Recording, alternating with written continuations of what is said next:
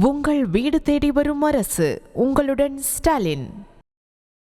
இங்க ரெண்டு அமைச்சர் இருக்கிறாங்க. ஒரு அமைச்சர் இங்கிருந்து ஓடினவர் யாருன்னு உங்களுக்கு தெரியும்.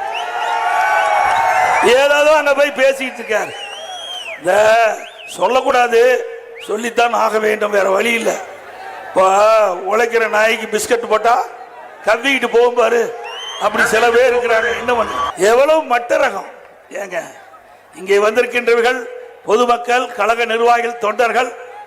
அனைத்து இந்திய அண்ணா திராவிட முன்னேற்ற கழக தொண்டன் என்றால் அவன் உடம்பிலே ஓடுகின்றது பொன்மனச்செம்மல் புரட்சி தலைவர் எம்ஜிஆர் என்ற மாமனித ரத்தம். நான் 52 ஆண்டு காலமாக இந்த இயக்கத்தில் இருக்கின்ற காரணத்தினாலே உங்களால் இந்த நிலைக்கு உயர்ந்திருக்கின்றேன். இப்படி அனைத்து இந்திய அண்ணா திராவிட முன்னேற்ற கழகத்தில் அடையாளம் காணப்பட்டவர் இங்கே இருக்கின்ற அமைச்சர் ஒருவர், இங்க இருக்கின்ற தொண்டன். இரவென்று பகல் என்று பாராமல் சொந்த வேலைகளை விட்டு ரத்தத்தை வியர்வையா சிந்தி உழைத்து அவருக்கு எம்எல்ஏ என்ற அடையாளத்தை கொடுத்தாங்க. அமைச்சர் என்ற அடையாளத்தை கொடுத்தது அனைத்து இந்திய அண்ணா திராவிட முன்னேற்ற கழகம். அந்த அடையாளத்தை வச்சு தானே நீங்க மாற்று கட்சிக்கு போய் சொந்த கட்சி, ஏற்கனவே இருந்த கட்சி விமர்சனம் செய்கிற மிகப்பெரிய அயோக்கியத்தனம் அல்லவா? நன்றி கெட்ட செயல் அல்லவா?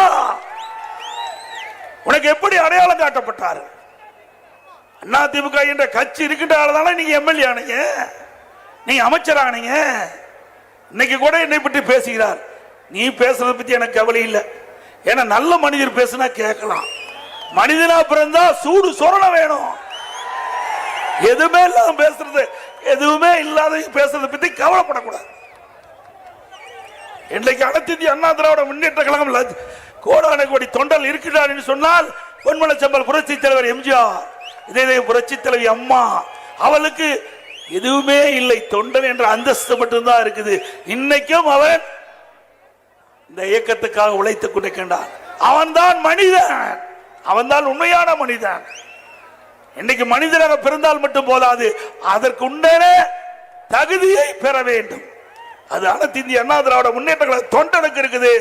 இங்க இருந்து வெளியே போன மனிதனுக்கு மனிதன் என்ற தகுதியை இழந்தவர். நகரப்புறத்தில் இருக்கிற வீட்டுக்கு, பேரூராட்சியில் இருக்கிற வீட்டுக்கு நீங்க 1000 ரூபாய் முதல்ல கட்டிட்டு இருந்தீங்களா, இப்ப 2000 ரூபாய் கட்டணும்.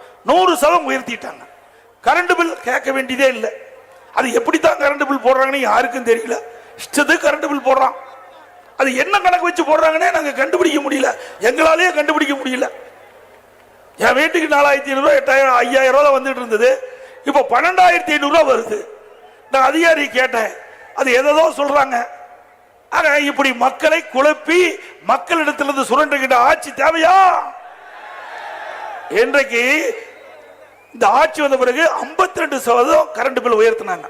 வருஷம் 5% கரண்ட் பில் உயர்த்துன்னு சொல்லி 3 வருஷமா 15% உயர்த்தி இப்ப 67% இன்னைக்கு மின் கட்டணத்தை உயர்த்திட்டாங்க. பீக்கவர், இந்த கடையில பீக்கவர் ஒன்று வச்சிருக்காங்க. அப்ப கூடுதலான அந்த மின் கட்டணத்தை வசூல் பண்றாங்க. அதோட இன்றைக்கு மின் கட்டண உயர்வுனால நமக்கு வர வேண்டிய தொழிற்சாலை எல்லாம் அண்டை மாநிலத்துக்கு போயிட்டு இருக்குது. எப்படி படித்தவர்களுக்கு வேலை வாய்ப்பு கொடுக்க முடியும்? சிந்திச்சு பாருங்க. உங்கள் வீடு தேடி வரும் அரசு, உங்களுடன் ஸ்டாலின்.